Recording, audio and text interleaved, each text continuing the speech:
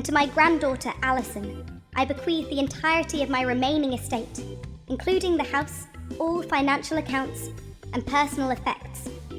Gerald, the family lawyer, cleared his throat, his gaze flicking to me for a fraction of a second before settling on my sister. My name is Zaylee, by the way, and the woman whose will was just read, Lucille, was more like a mother to me than my actual mother ever was. She practically raised me. My own mother, Sonia, placed a cool hand on my arm. "Oh, Zaylee, honey, we knew this might happen." Grandma wasn't herself at the end. Her voice was syrupy sweet, the kind that always set my teeth on edge. Melvin, my father, nodded, his expression a carefully constructed mask of sorrow. "Dementia, sweetheart. It's a terrible thing. She loved you, of course, but her mind, it was gone." He patted my other arm, a gesture that felt more like a dismissal than comfort. Alison, my dear older sister, dabbed at a perfectly dry eye with a lace-trimmed handkerchief.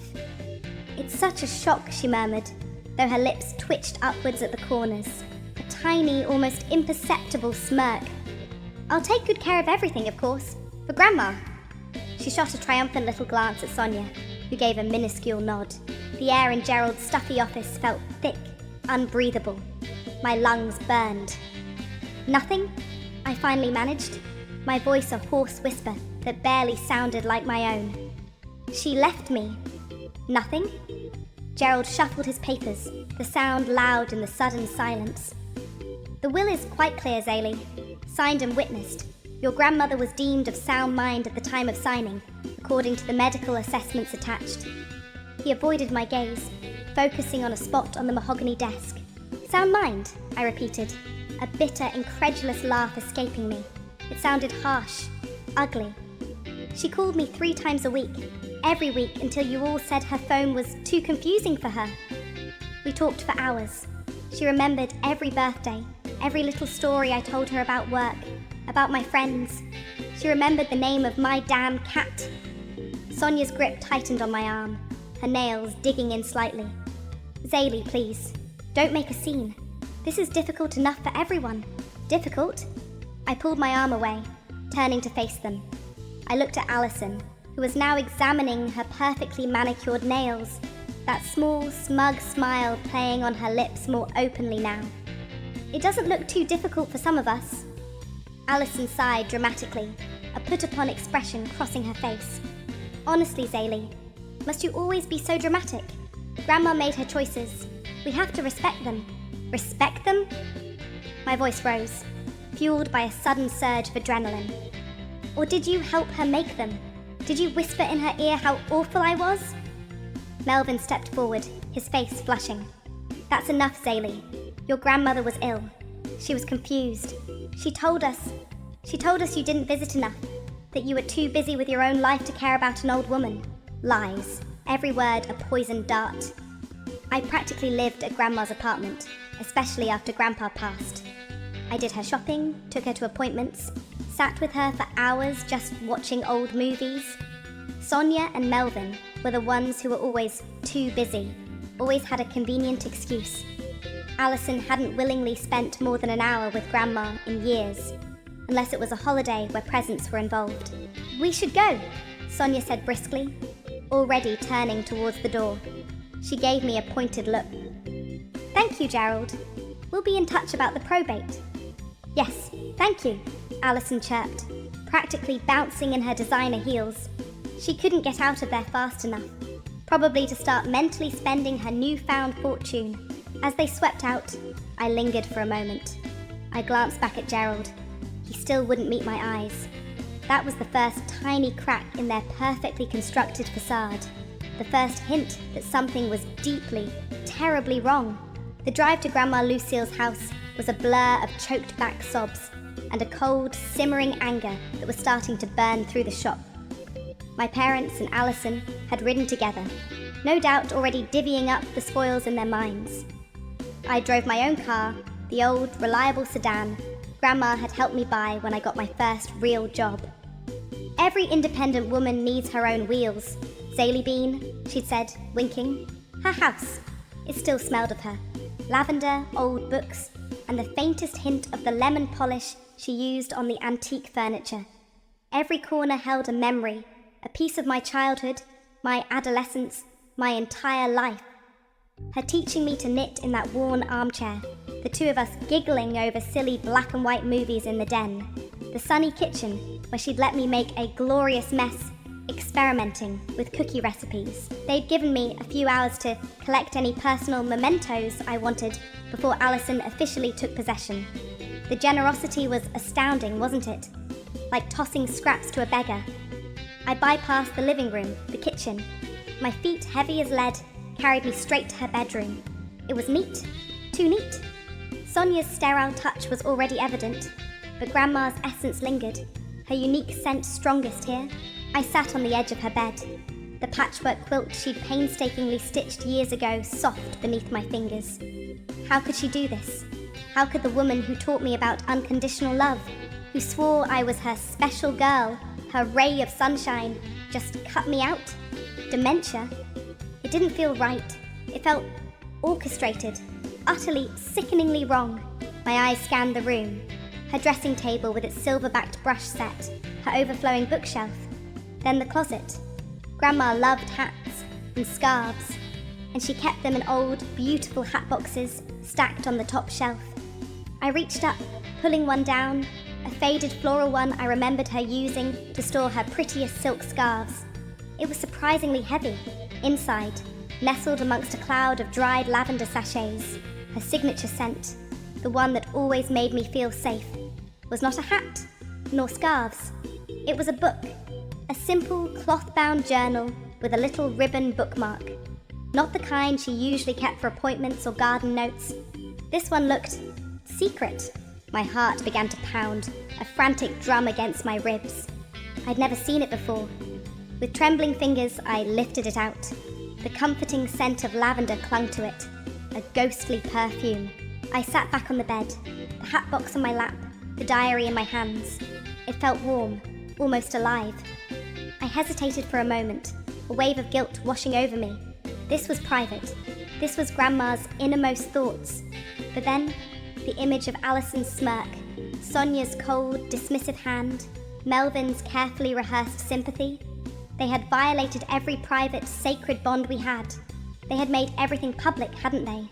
My grief and confusion warred with a rising tide of suspicion. I opened it to the first page. The handwriting was unmistakably Grandma Lucille's, a little shakier than I remembered from her last birthday card, but undeniably hers. The date at the top of the page was just 3 weeks before she died. My breath hitched. My vision swam.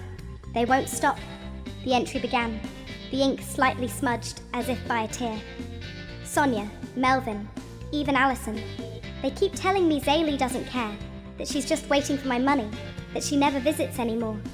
They say she sold the little gold locket I gave her for her 16th birthday. My heart breaks, but I know my Zaylee. I know her. She wouldn't. Or would she? They are so convincing, so very, very convincing. I feel so alone. The words blurred.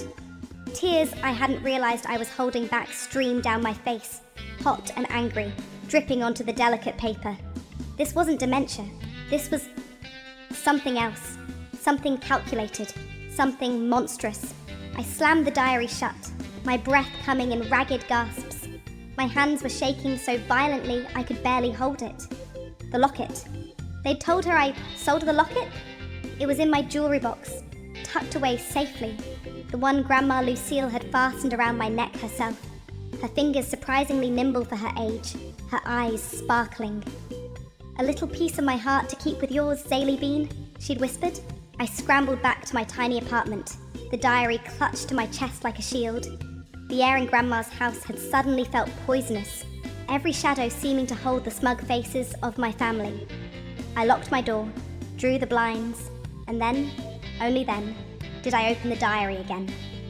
Page after page, Grandma Lucille's elegant script, sometimes firm, sometimes wavering, painted a picture so horrific it made my stomach churn. October 12th. Sonia came today. She said Zaylee called, upset about having to help me with my groceries last week. Said Zaylee told her I was becoming a burden. A burden? My Zaylee? It can't be true. But Sonia looked so sincere, so worried for me. A strangled sob escaped me. I hadn't called Sonia. I'd enjoyed helping Grandma with her groceries, our little weekly ritual. We'd always get ice cream afterwards. October 19th. Melvin was here. He said Zaylee was asking about my finances, wondering when she'd get her inheritance. He said she was worried I'd spend it all before. He looked so sad when he told me, like he was protecting me from my own granddaughter. My blood ran cold. I'd never once asked about her money, never. I had a job, I paid my own bills. The thought was repulsive. October 25th. Alison visited. First time in months. She brought flowers, lilies. My least favourite, they smell like funerals. She kept saying how tired I looked, how confused I seemed. She told me Zaylee was planning a long trip abroad, wouldn't be around to help anymore. Said Zaylee thought I should move into a home. A home! This is my home!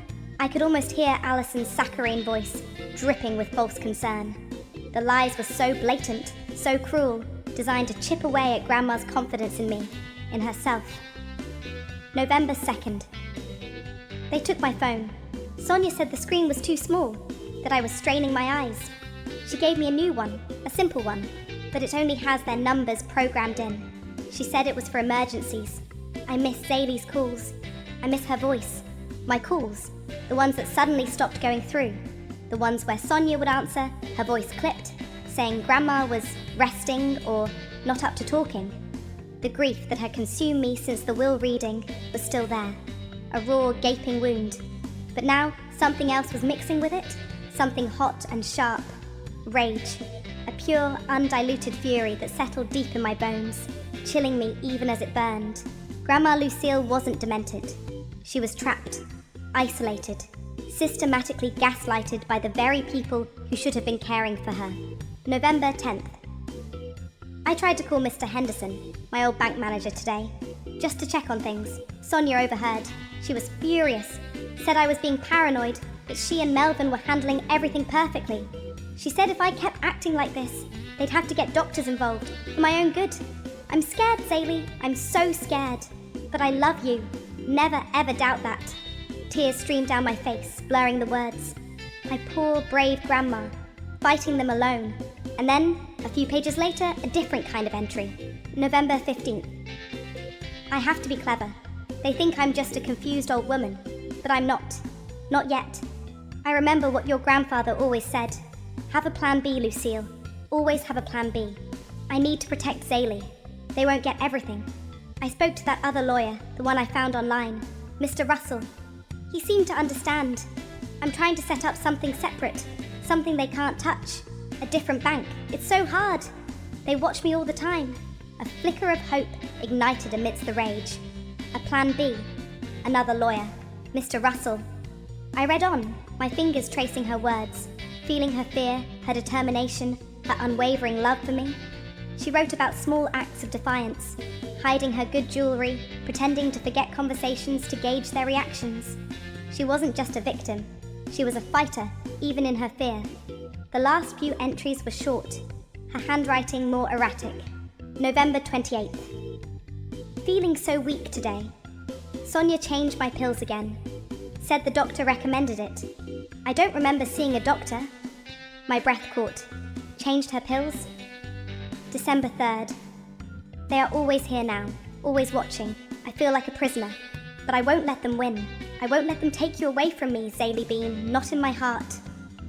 The final entry was dated just 2 days before she died. It was brief, almost a scrawl. December 5th. Thank heavens I got through to Nora today. She understands. She promised to keep an eye on things if the worst happens. They are watching my calls. I had to be quick. Love you. Nora Fisher. Grandma's oldest, dearest friend. A lifeline. My heart hammered against my ribs. Nora knew. Nora might know more. Nora lived in a cozy little cottage on the other side of town. The kind with a rambling rose garden and a brightly painted front door. I drove there the next morning. Grandma Lucille's diary tucked safely in my bag. Its weight a strange comfort. Nora opened the door, her kind eyes, so like Grandma's, widening in surprise. Zaylee dear, what a surprise! Come in. Her living room was filled with photos. Nora and Grandma Lucille on various holidays, laughing, arms linked. The sight brought a fresh wave of grief, but also a renewed sense of purpose. "Nora," I began, my voice a little shaky, "I need to talk to you about Grandma." She led me to a chintz armchair, bustling off to make tea. When she returned, she sat opposite me, her expression gentle but wary. "I was so sorry to hear about the will, dear. Lucille, she loved you so very much. It just didn't make any sense." "It didn't," I agreed, pulling the diary from my bag. "Nora, Grandma left this. She wrote about you. She said she spoke to you right before—" Nora's eyes filled with tears. She reached for the diary, her hand trembling as she touched the cover. "Oh, my dear Lucille. Yes, she called me. She sounded frantic, frightened." "What did she say?" I urged, leaning forward. "She said Sonia and Melvin were, well, she said they were trying to turn her against you, feeding her awful lies. She said they were controlling her finances, her medication. She was terrified they were going to put her in a home, take everything." Nora's voice was low, pained. "She mentioned trying to see another lawyer, a Mr. Russell, to change things back, to make sure you were taken care of. She said they were making it almost impossible for her to do anything on her own." My breath hitched. "Did she say anything else? About the medication?" Nora frowned, her brow furrowed in concentration. "She did say something. Something about them changing her pills when she argued with them. Said it made her feel fuzzy, confused. Oh, Zaylee, I felt so helpless. I told her I'd do anything I could, but then she was gone." She dabbed at her eyes with a handkerchief. "I tried to call Sonia after to ask, but she was so dismissive. Said Lucille was just confused as usual. The pieces were clicking into place, forming a sickening mosaic of deceit and cruelty. Just as Nora was writing down Kylan Russell's name and number for me. "Be careful, dear. Lucille said they were very aggressive when they found out she'd contacted him." My phone buzzed. It was Melvin, my father. "Zaylee, honey, where are you? I was worried. Your mother and I, we just want to make sure you're okay." His voice was laden with false concern. "I'm fine," I said, my tone flat. "Listen, I wanted to talk to you about Grandma. There were some misunderstandings towards the end about your finances. She got a bit muddled, thought you were in some sort of trouble, needed money. We tried to explain, but..." My hand tightened around my phone. He was fishing, trying to see what I knew, what I believed, trying to reinforce their narrative. "Right," I said, keeping my voice carefully neutral. "Well, I have to go, Dad." "Okay, sweetheart. Just take care of yourself. We love you. Love." The word felt like ash in my mouth. After I hung up, I flipped through the diary again, my fingers brushing against a small, folded piece of paper tucked into the back sleeve. I hadn't noticed it before. I carefully unfolded it. It was a note, in Grandma's handwriting, the paper tear-stained and crinkled. "Melvin came today. He was so kind, so concerned. He showed me an email from Zaylee. It said she didn't need my help, that she was fine on her own, that I shouldn't worry about her. It said she felt smothered by my attention. It didn't look like her writing, not quite. The words were cold. My heart aches. Did I push her away? Is this my fault? An email? I'd never sent any such email. Never." I felt a wave of nausea. They hadn't just lied to her, they had forged things, created false evidence to break her spirit, to make her doubt the one person in the world she trusted most. The depth of their premeditated cruelty was staggering. This wasn't just about greed. This was about systematically destroying a vulnerable old woman's peace of mind, isolating her, turning her against me, all for money. Nora looked at my face, her own paling. "What is it, dear?" I read her the note. She gasped, her hand flying to her mouth. "That man, that snake, to do that to his own mother." "They forged it, Nora," I said, my voice dangerously quiet. "They faked an email from me to convince her I didn't care." The cold rage from the day before was back, solidifying into something hard and resolute. This wasn't just about grief anymore. This was about justice, for Grandma Lucille, and for me. Nora squeezed my hand. "You have to be strong, Zaylee, and you have to be smart. They're dangerous." She tapped the paper with Kylan Russell's details. Lucille trusted him. Maybe he can help. As I left Nora's house, her parting words echoed in my ears. Lucille said they even changed her medication schedule when she argued with them. The casual cruelty of it, the calculated evil, sent a shiver down my spine. They hadn't just stolen her money. They had stolen her autonomy, her peace, and quite possibly her health. The next day, I called Kylan Russell's office. His secretary was polite but firm.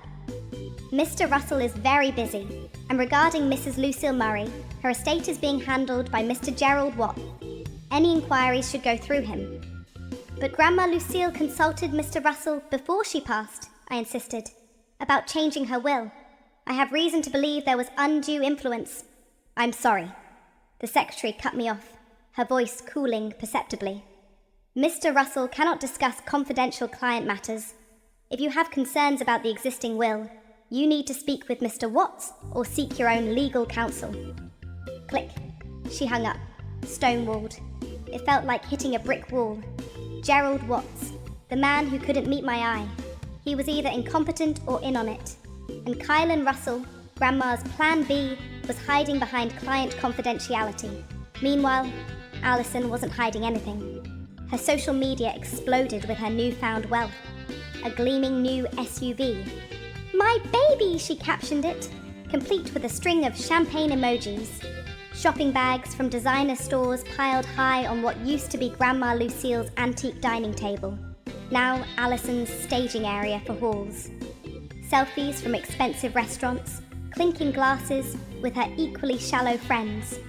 Each post was a fresh stab, a blatant, tasteless celebration of her victory. My victory stolen.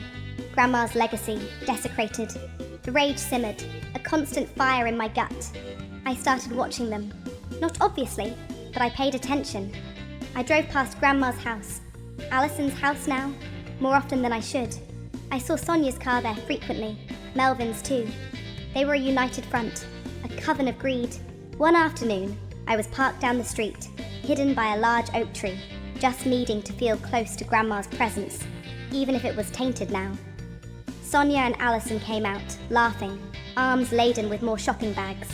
As they loaded them into Sonia's car, I strained to hear their conversation. The wind carried snippets.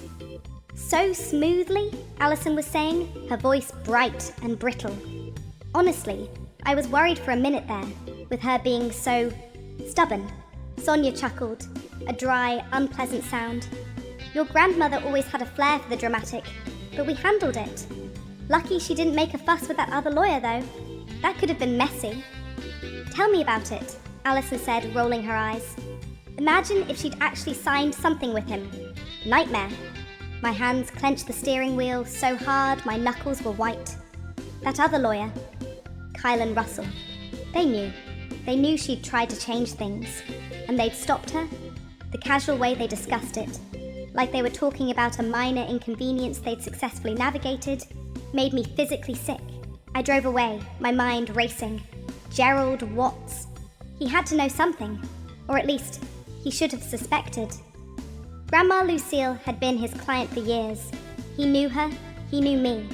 How could he have accepted that new will, the one disinheriting me completely, without asking more questions? Especially if he knew she'd been consulting another lawyer. Was he just lazy, negligent? Or was it something worse? Had they bought his silence, his compliance? The thought made my skin crawl. The legal system, the very thing that was supposed to protect people like Grandma, felt like a tangled, impenetrable web, designed to protect the powerful and the deceitful. I spent hours online, researching elder abuse, undue influence, will contests. The more I read, the more daunting it seemed. It was my word, and a dead woman's diary, against a signed will, a compliant lawyer, and a family determined to protect their ill-gotten gains. The frustration was immense. I felt so alone, so outmatched. Nora was supportive, a comforting voice on the phone, but she was an elderly woman herself, not equipped to fight this kind of battle. I reread the diary entries about Kylan Russell, searching for any clue, any leverage. Grandma had written, Mr. Russell seemed kind. He listened. He said he'd had cases like this before. He promised to help me draft something quickly. She'd been hopeful. What had changed? What had Sonia and Melvin done to shut him down so effectively? Days turned into a week. Alison's ostentatious displays continued. My parents called a few more times, their voices dripping with that fake sympathy, asking if I was coping, if I needed anything. I kept my answers short, non-committal. I couldn't let them hear the fury in my voice, couldn't let them know I was onto them. Not yet. I was starting to lose hope. The weight of their betrayal pressing down on me, suffocating me. Maybe they were right. Maybe I was just being dramatic. Maybe Grandma had just changed her mind, however unlikely it seemed. Doubt, cold and insidious, began to creep in. Then one evening, as I was scrolling listlessly through my emails, deleting junk, one subject line caught my eye. Lucille Murray. My heart leapt. It was from an anonymous, encrypted email address. I clicked it open, my hands trembling. The message was short, cryptic. I used to work for Kyle and Russell. I overheard things about Lucille Murray's case. Your family played dirty. They threatened him, threatened to ruin his reputation if he helped your grandmother. He caved, but she deserved better. You deserve the truth. Meet me if you want to know more. Coffee shop, corner of Elm and Oak, tomorrow, 3 p.m. Come alone. A jolt like electricity shot through me. Someone else knew, someone on the inside. A tiny fragile spark of hope reignited in the darkness. The coffee shop on Elm and Oak was bustling. I scanned the faces, my nerves jangling. How would I know them? What if it was a trap? What if Sonia, Melvin, or Alison had somehow found out I was suspicious, and this was their way of... what? Intimidating me further? Then I saw her. A woman in her early 30s, nursing a latte in a quiet corner booth, her eyes flicking towards the door every few seconds. She had an anxious, almost haunted look about her. When our eyes met, she gave a small, hesitant nod. I walked over, my heart thumping. "Are you..." "Angela," she said quietly, gesturing to the seat opposite her. "You must be Zaylee." I slid into the booth. "Thank you for contacting me. I didn't know where to turn." Angela took a shaky breath. "I shouldn't even be here. If Kylan finds out. But what they did to your grandmother, it wasn't right. I typed up the notes from her meetings with him. I heard the phone calls."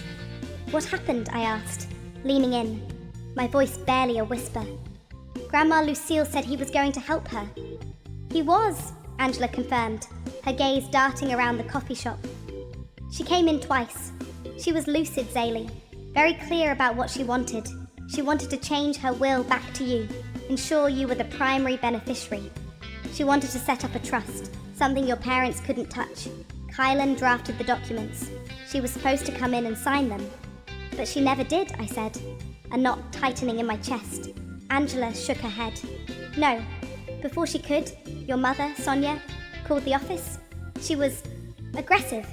She threatened Kylan, said Lucille was incompetent, suffering from severe dementia, said if you proceeded with any changes to the will, she and your father would file a complaint with the Bar Association, accuse him of taking advantage of a vulnerable senior. They said they had medical reports to prove it." "But Grandma wasn't incompetent," I protested. "Her diary proves it." "I know," Angela said, her voice soft. "Or at least, she wasn't when she saw Kylan. But your mother was very convincing. She faxed over some documents, letters from a doctor. I don't know if they were legitimate, but Kylan got spooked. He has a reputation to protect.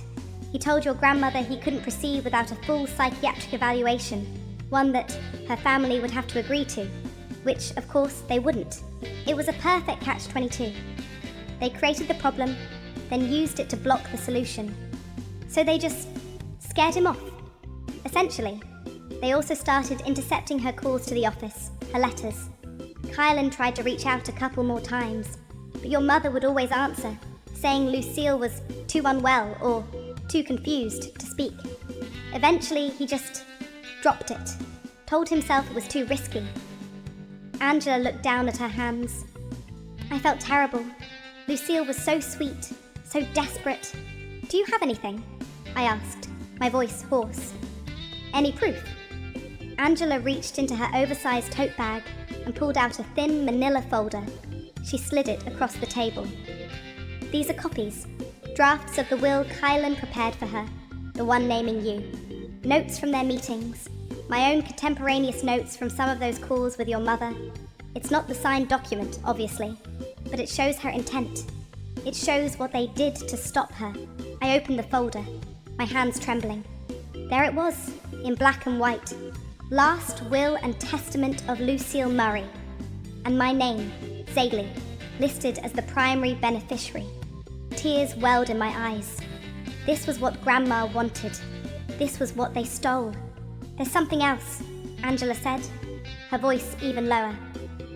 A few days before Lucille's health really took a nosedive, your mother, Sonia, came into the office. Not Kylan's, but she was in the same building, seeing a different lawyer. I overheard her talking in the hallway. She'd just obtained power of attorney over Lucille. My blood ran cold. Power of attorney? Yes, under very questionable circumstances, from what I gathered. She was boasting about how it gave her complete control, how she could now manage Lucille's affairs properly, access all her accounts. She said something about Lucille being difficult, and this being the only way to protect her assets. Angela met my gaze. It was just days before Lucille stopped being able to communicate, according to what Kylan later heard. And in the diary, Grandma wrote about it. I flipped through the diary pages frantically until I found the entry. November 20th. Sonia has papers. She made me sign. I was so tired. Said it was just to help with bills. I didn't understand all the words. My head hurt. They'd gotten her to sign away her control when she was at her most vulnerable. Then, armed with that POA, they could block Kylan, control her money, everything. Thank you, Angela, I whispered, my voice thick with emotion. You have no idea what this means. Just be careful, Zaylee, she said, her eyes filled with genuine concern. They're ruthless. They won't hesitate to crush anyone who gets in their way. I gathered the papers, my mind reeling, but also filled with a new, steely resolve. This was it. This was the ammunition I needed. That evening, I was spread out on my living room floor, the diary, Angela's documents, Nora's notes, trying to piece it all together to build a timeline. The doorbell rang. I froze. I wasn't expecting anyone. I peered through the peephole. Alison. My heart leapt into my throat. I quickly, clumsily tried to gather the papers, shoving them under a cushion just as she called out, Zaylee, are you in there? I saw your light. I opened the door a crack. Alison, what do you want? She pushed the door open wider, stepping inside, her eyes immediately scanning my small apartment. Just checking on my little sister. You've been so quiet. We're all worried about you. Her gaze landed on the edge of a paper, peeking out from under the cushion. Her eyes narrowed. What are you doing with all that, Zaylee? Still dwelling on poor Grandma? Her voice was deceptively casual, but there was a new, sharp glint in her eyes. A glint of suspicion. Just some old papers, I said, trying to sound nonchalant, my heart hammering. I casually sat on the sofa, covering the revealing edge of the document with my leg. Sorting through things. You know? Alison's eyes lingered on the cushion for a moment too long. Right, she said, her tone unconvinced. Well, Mom and Dad were thinking, maybe you're not coping too well with all this. Grief can do funny things to people. Make them obsessive. Obsessive? I repeated, my voice tight. Is that what they think? They're just concerned, Zaylee, Alison said, wandering around my small living room, picking things up, putting them down. Her gaze felt like a violation. They think you might need some help. Maybe talk to someone, professionally. The implication was clear. They were trying to discredit me before I could even make a move. If I was unstable, no one would believe anything I said. I'm perfectly fine, Alison, I said, my voice colder than I intended. You don't need to worry about me. She gave a little shrug, a smirk playing on her lips. If you say so. Anyway, Mom wanted me to tell you. We're planning a little something for Grandma.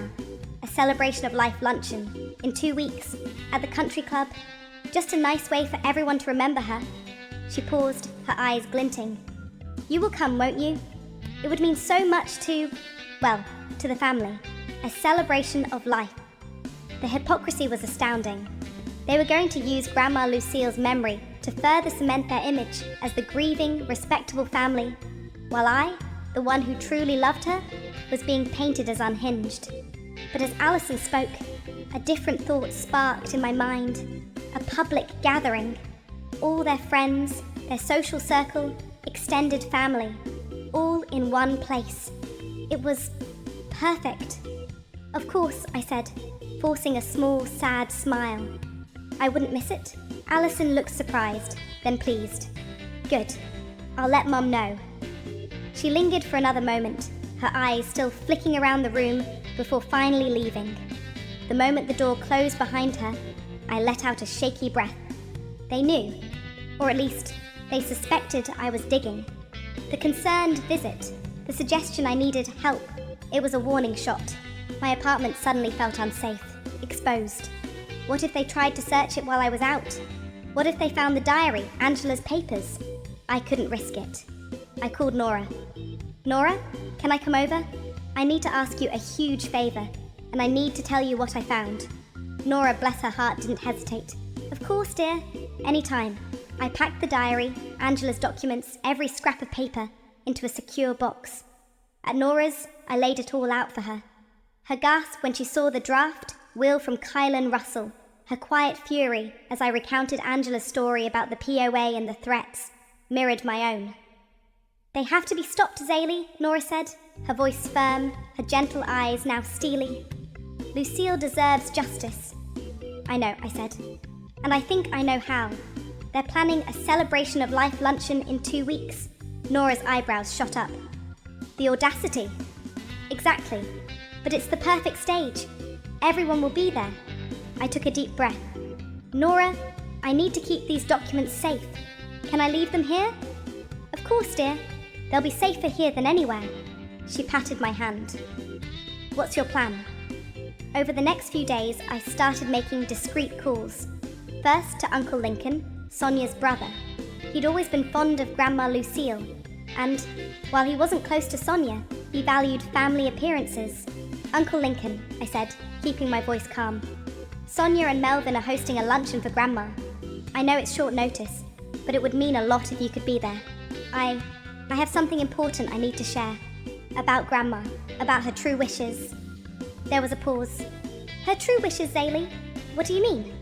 I can't explain over the phone, Uncle Lincoln, but it's important. For Grandma's memory. He sounded intrigued, concerned. All right, Zaylee, I'll be there. I made similar calls to a few of Grandma Lucille's oldest friends. People I knew Sonia and Melvin might not think to invite, or might hope wouldn't come. Each conversation was carefully worded, hinting at a truth that needed to be revealed. The days leading up to the luncheon were a blur of anxiety and a strange, terrifying calm. I felt like I was walking a tightrope. My parents called a couple more times, their voices overly solicitous. Alison sent a text. Looking forward to seeing you at the luncheon. Mum picked out a lovely photo of Grandma for the display.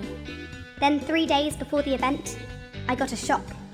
I was coming home from work and I saw a man sitting in an unfamiliar car parked down the street, watching my building.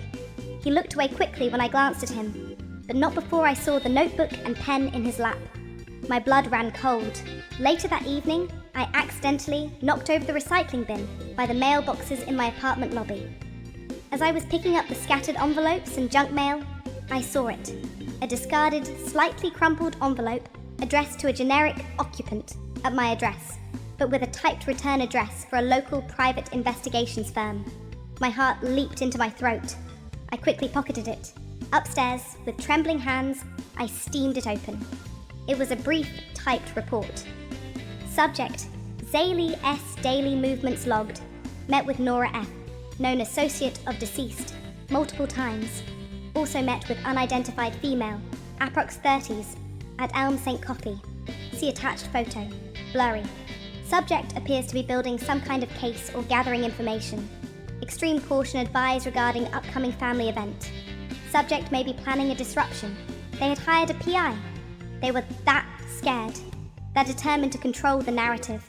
The extreme caution advised part sent a shiver down my spine.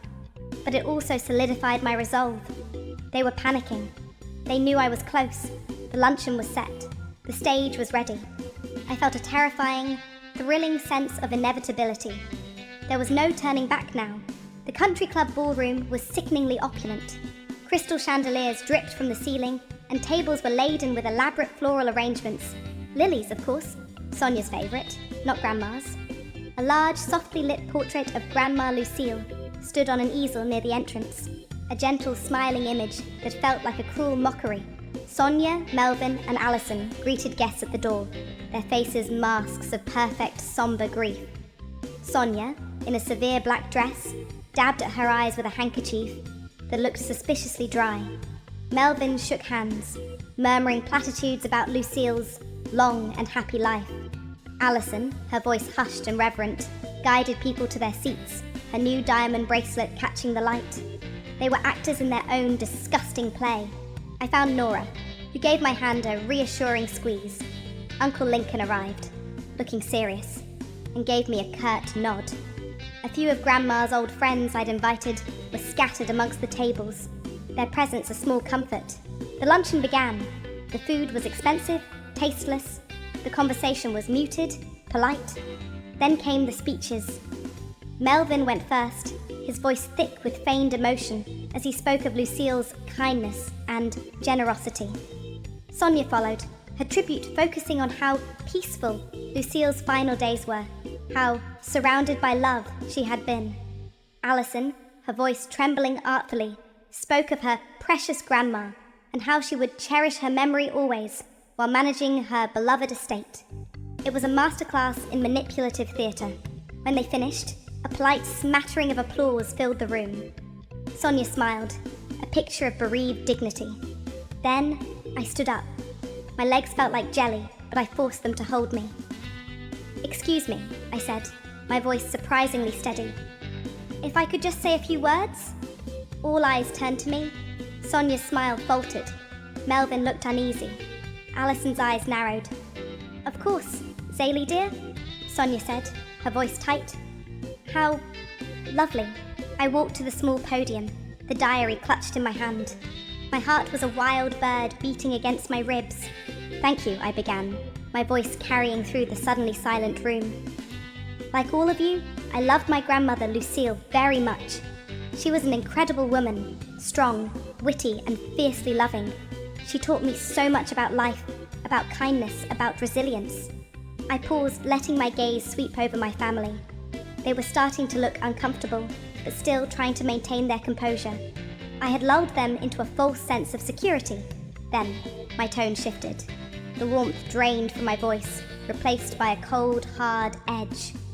My grandmother was also a woman of great strength and clarity, even in her final months. She was not the confused, forgetful woman some would have you believe. And she left behind more than just memories. She left her voice. I held up the diary. This is my grandmother's journal, written in her own hand. In the last weeks of her life, Sonia's face went white. Melvin's jaw dropped. Alison froze, her fork clattering onto her plate. A shocked murmur rippled through the room. "In these pages," I continued, my voice clear and unwavering, "Lucille didn't write about peace and love. She wrote about fear. She wrote about being isolated, manipulated, and lied to by her own family." I opened the diary. October 12th. Sonia came today. She said Zaylee called, upset about having to help me with my groceries. Said Zaylee told her I was becoming a burden. A lie. A cruel, calculated lie. October 19th. Melvin was here.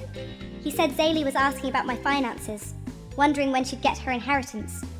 Another lie, designed to break her heart. October 25th. Alison visited. She told me Zaylee was planning a long trip abroad, wouldn't be around to help anymore. Said Zaylee thought I should move into a home. More lies to make her feel abandoned. Sonia shot to her feet. "Zaylee, this is outrageous! How dare you—" "Sit down, Sonia," I said, my voice like ice. "You'll have your turn." To my surprise, she sank back into her chair, her face a mask of fury. I read on, detailing the confiscated phone, the forged email Melvin had shown Grandma, the one where I supposedly rejected her help and called her smothering. I read about her fear, her attempts to contact Kylan Russell, her desperation.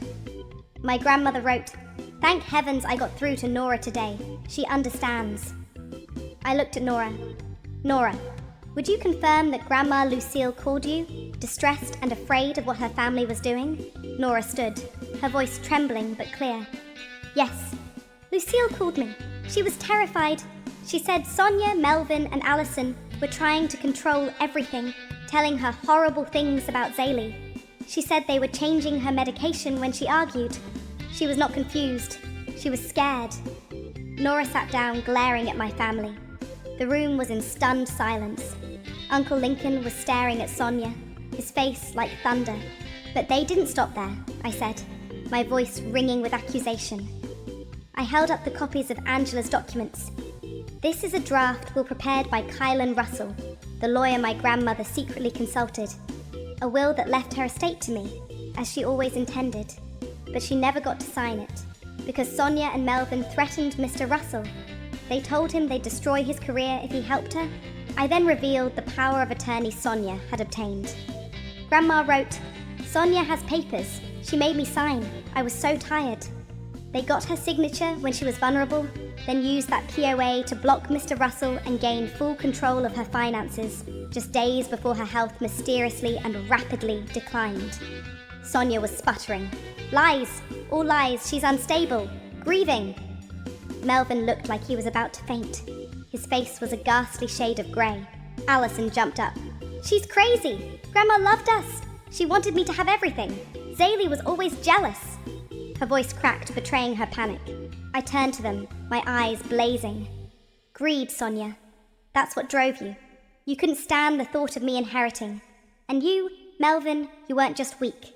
You were a willing, malicious participant in her cruelty. You showed her that forged email. You helped break her heart. And Allison, you lapped it all up, didn't you? So entitled, so smug. You didn't care who you hurt, as long as you got what you wanted." The silence in the room was absolute, heavy with disgust and shock. Guests were staring at my family with open horror. I took a deep, steadying breath. "You thought you silenced her? You thought you erased me? But Lucille Murray was smarter and stronger than you ever gave her credit for. And so am I." I let that sink in for a moment, then delivered the final blow. "I've already spoken to a new lawyer.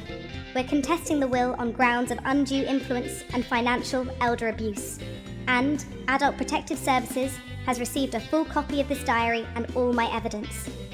I looked directly at Sonia, then Melvin, then Allison, their faces a mixture of terror and disbelief. "Enjoy your meal," I said, my voice calm, almost serene. "It might be the last comfortable one you have for a long, long time." The aftermath of the luncheon was pure, unadulterated chaos. People didn't just leave. They fled, as if escaping a burning building. Whispers turned into shocked exclamations, then outright condemnation. Uncle Lincoln was one of the last to approach me, his face grim. "Zaylee," he said, his voice heavy. I had no idea. Sonia, Melvin, I'm so sorry." He looked utterly ashamed of his sister. "It's not your fault, Uncle Lincoln," I said, though the words felt hollow. Sonia, Melvin and Allison were left sitting alone at their table, the lavish food untouched, their carefully constructed world imploding around them. Sonia was ashen-faced, finally speechless. Melvin looked like he'd aged 10 years in an hour.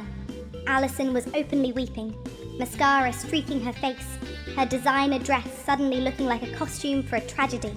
The legal battle kicked off almost immediately. My new lawyer, a sharp, no-nonsense woman named Ms. Davies, was a pit bull. Armed with Grandma Lucille's diary, Angela's documents, Nora's testimony, and the PI's report, which ironically helped prove their paranoia and attempts to monitor me. She went to work. The first victory was an emergency injunction freezing all of Grandma Lucille's assets. Allison's new SUV was repossessed right out of the country club parking lot. A small, petty satisfaction I allowed myself to enjoy. Her shopping sprees came to an abrupt halt. The smugness was wiped clean from her face, replaced by bewildered panic.